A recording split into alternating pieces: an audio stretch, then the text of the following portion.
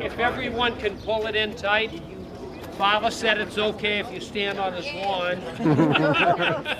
But be careful because Dick might take a collection if you do.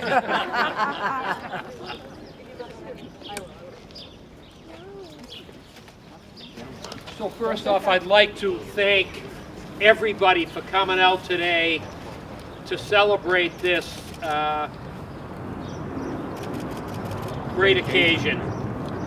I want to thank Lois and Kate and the rest of the family.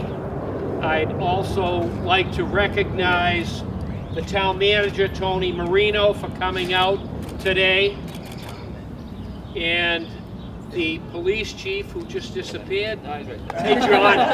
This is our new police chief, John Goodwin, all my fellow veterans and citizens of the town. So I'll give you a little biography on Donald. I'll start with the first time I met him. So I had, I don't know, a month in as the Veteran Service Officer, and Tony said to me, Phil, a great opportunity to meet the veterans. Why don't we have a coffee hour at your office? So the first person that walked in was Donald. He comes walking in, very unassuming.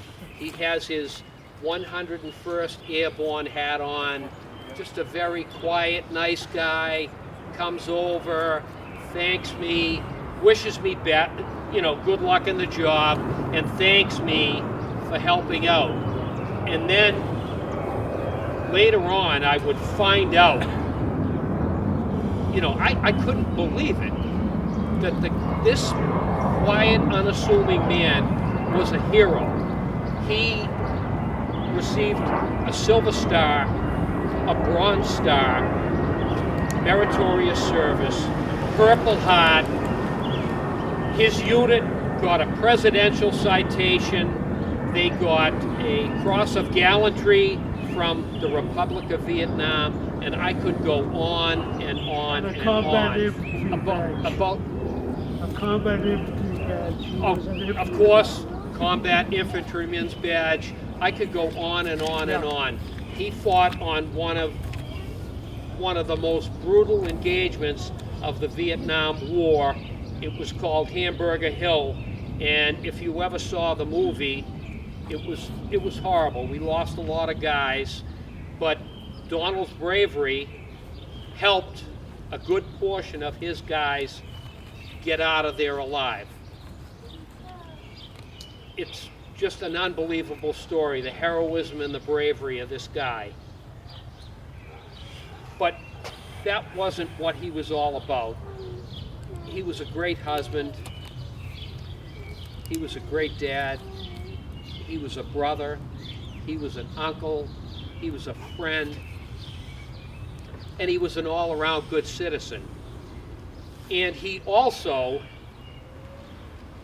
went on, when he would retire, he would give back again to his country, because Donald suffered from PTSD, post-traumatic stress disorder from combat.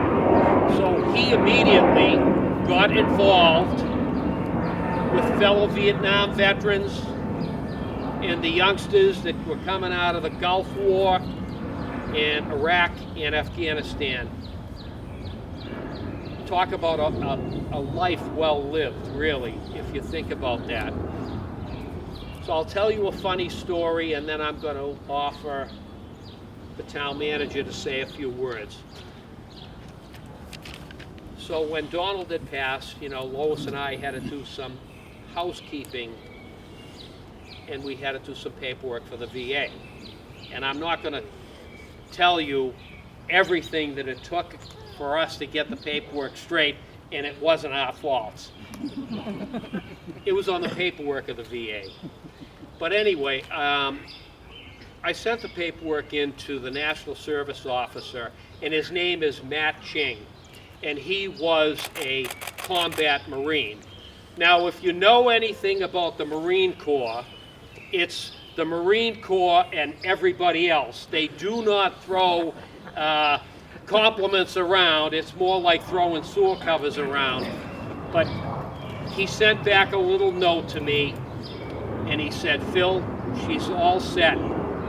And then in the next sentence he said, "Wow, a real American hero," because he read the service record.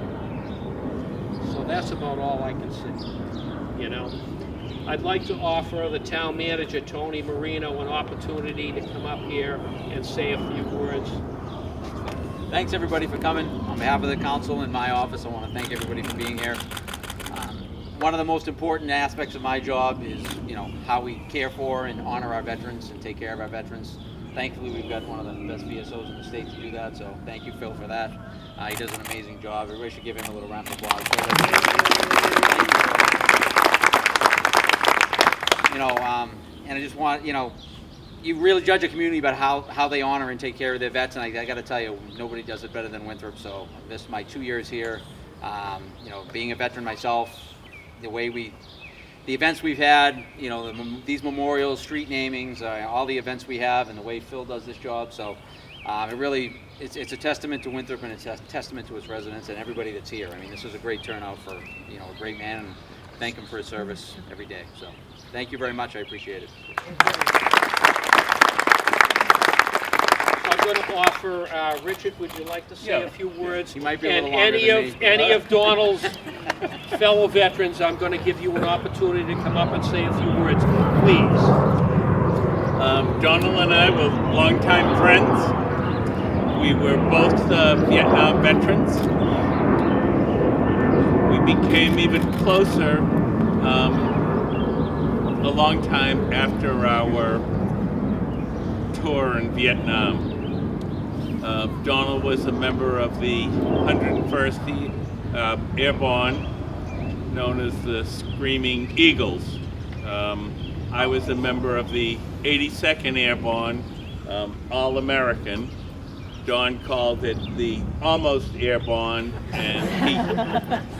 and I said he was a member of the Screaming Seagulls. And if you look on the logo, it's a seagull. But you know, today is a special date. Today is 55 years to the day of Hamburger Hill. Yeah, it took place started on May 11th, 1969. Continued for 10 days, and so today it would be, Donald would have been on Hamburger Hill 55 years later. I mean, 55 years ago. It was a horrific, bloody battle. 72 Americans died, 272 were wounded. And something that Phil brought up is, it wasn't just Donald's time when he was in the military, it's what he did after he came home.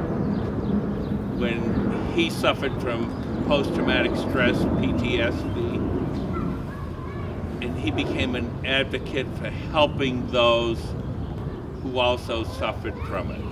And it's a terrible thing. A lot of veterans come home, they don't even know they have it. It's an invisible thing. Sometimes it's bad dreams, but it's something that you can never explain.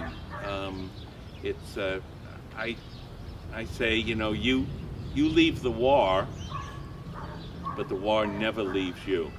And it's true. But listen, I want to thank you all very much for coming here today. Just about a year before Donald died, I took him out for his birthday, and we went up to Gloucester and we had lunch at the Causeway restaurant. I took him to the galleries, and he was going to take me out for my birthday, and he skipped out on it. He still owes you a lunch. But listen, I want to thank you all for coming. I'm very happy to be part of this, and we'll all give a good salute to the Screaming Seagulls.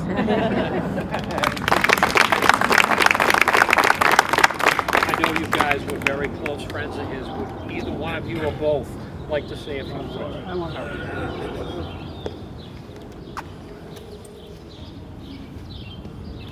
Don was my friend, not just my brother, my infantry brother, but my friend.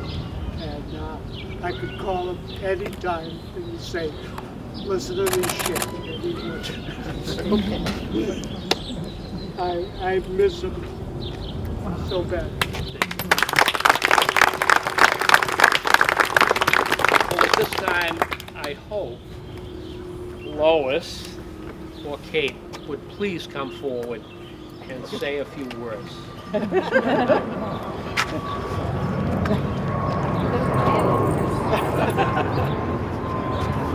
First of all, I want to thank you all for being here. It means so much to see you all. Especially Denise and the guy and Dave and Kevin from his PTS group, who probably knew Donald better than anyone, maybe even better than some of his families, because you knew why he was what he was, and we didn't necessarily know that. Kevin, I tease all the time because I always knew when PTSD group was over, they Zoomed for many years because the phone would ring. It's like, oh, Kevin's calling, PTS group must be over. Yeah. But, you know, I'm not sure. I thought the other day, I wonder how Donald would feel about all of this. And I'm just not sure, but I think that he would appreciate it, and I thank you all for being here, and thank you.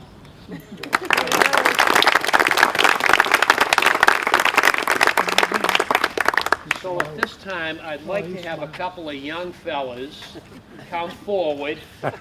Richard Gay and Richard Honan, both Vietnam veterans, and they are going to uncover this memorial. Without falling. I was going to go up, but I didn't want to fall and have an injury on the And don't job. jump from there either.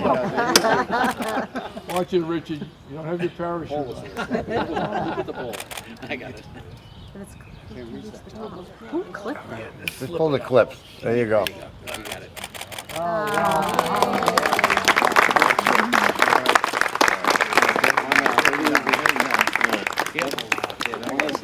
I'm on average. Nobody gets hurt on a Friday. Come One on. foot after another, Richard. My please. wife saw me up there. You're not a kid anymore. Thank you. Oh, that's beautiful. On behalf of the town of Winthrop and all its veterans and all its officials, we want to thank Donald and his family, his service to our country, his service to our his and our fellow veterans, and we really appreciate all of you coming out to show respect for this gentleman and to his family. Thank you very much, and that'll conclude everything